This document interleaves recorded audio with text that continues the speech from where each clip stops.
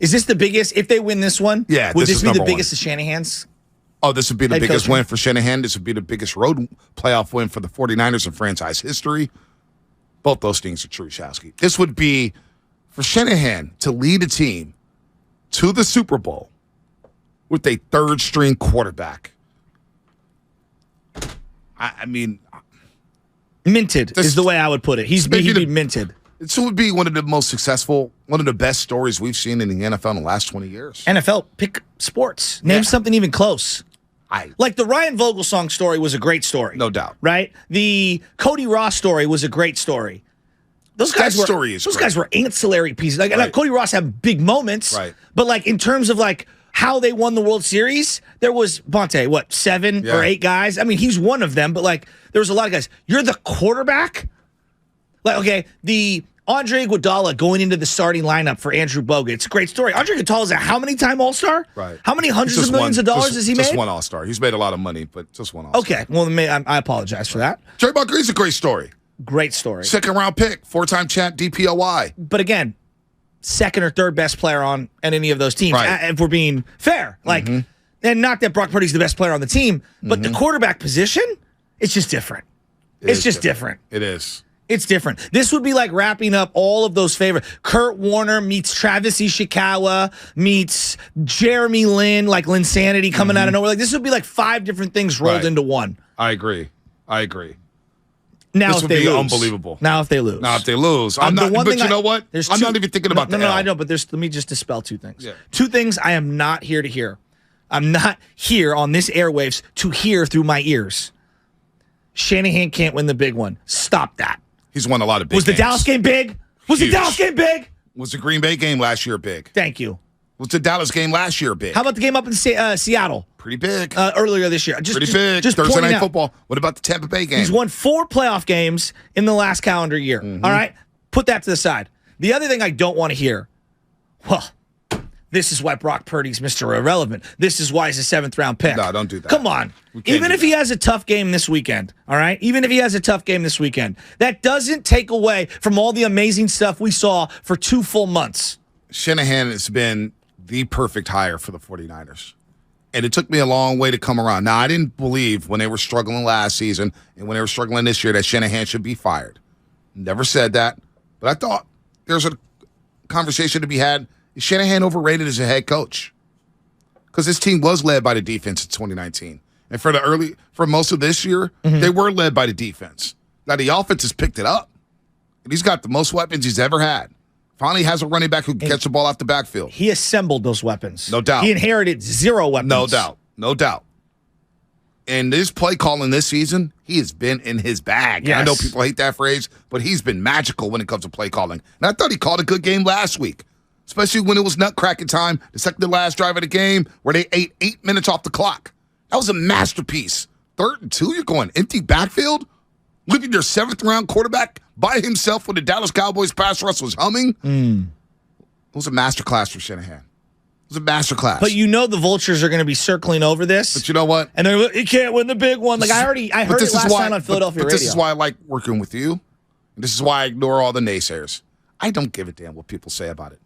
Shanahan has won a lot of big games. And I know for a fact that I don't have to worry about head coach anymore with the 49ers. No. He is the guy. He's the guy. He lost Mike McDaniel. He lost LaFleur. He lost Robert Saleh. He has to skip the beat. No. You got Brian Greasy, first-year quarterback coach, right? You got Anthony Lynn. You go hire Anthony Lynn. It's like, yo, Anthony, help me out. Shanahan's done an unbelievable job this year, and that's why he's a finalist for Coach of the Year. Absolutely. And he's not perfect. No coach is perfect. Belichick can't draft wide receivers. I don't know if you paid attention. The guy's been awful at drafting wide receivers. And via free agency on the offensive side of the ball, not great. Not great. Especially when you detach the Tom Brady impact to all of those things. Shanahan's not perfect. He's got some flaws here and there. I think he's got obsessions with middle-round running backs that haven't necessarily hit. That's fine. It's not the end of the world. Hey, it might end up being they completely jumped the gun on Trey Lance, traded a zillion picks, and it's all for nothing. But similar to the linebacker position, does anyone care today about the Reuben Foster trade up to go get a linebacker? Nobody cares. Because you found Reuben Foster? Nobody. I mean, found Fred Warner? I don't think I've brought up Solomon Thomas at all this season. You know why? Because you found Nick Bosa.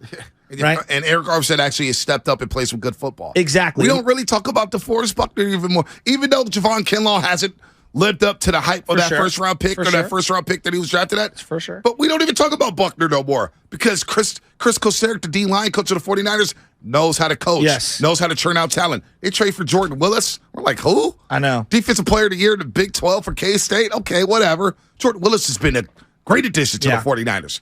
And that signature win in Green Bay last season, Jordan Willis was part of that great special teams play, probably the greatest special teams play in postseason history for the 49ers. How about Charles Omenihu?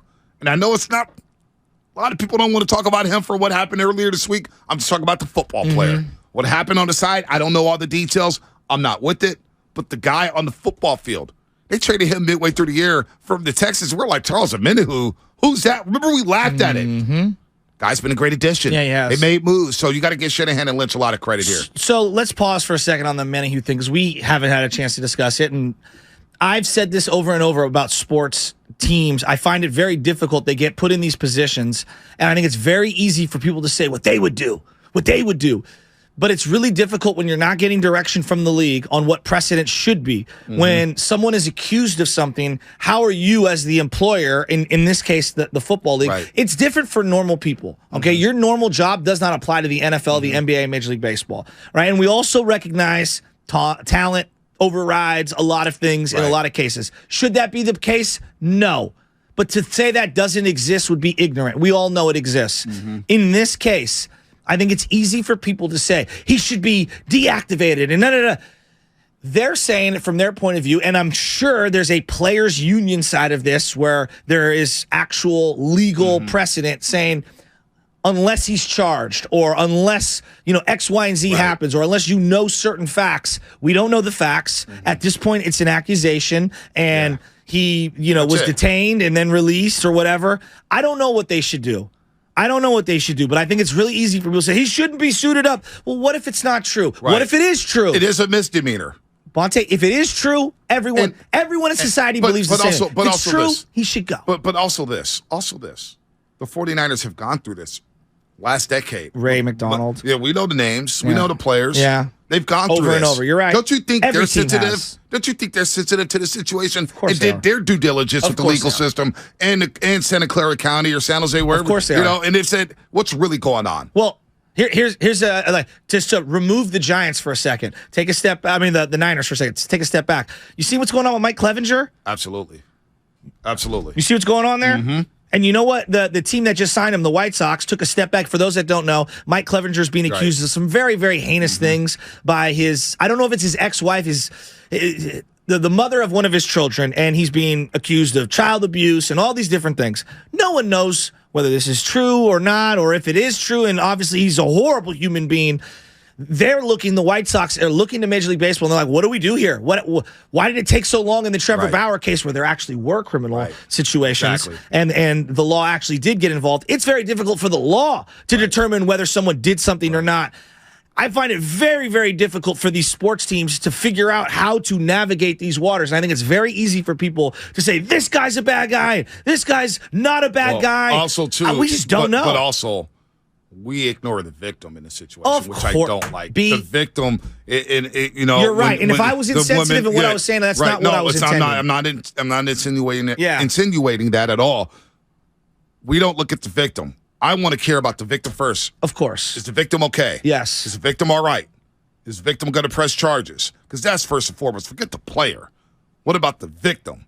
And right now, they don't have enough here, so we'll see what happens with the legal system. It's not up to us to say Charles Omenihu's a bad guy. We don't know what happened, whose fault it was. I'm just here to read the report. Well, and I would say, I just think it's really hard. But again, it's really hard if you're running the team. This franchise has been through a lot of these situations, and I trust this franchise now to get the situation right. So, and they've done things in the past where they've allowed certain players to play. The Alden Smith thing comes to mind, and I bet if in hindsight they look back at that and they're like, you know what, we probably learned something, and we made a mistake in that situation. All right, we're gonna get to Mike, Duke, Zach, and Benji on the other side. Hang on tight. We'll get to the calls. Duke, he's got some bars for us. Oh, let's go. He's got some bars for us.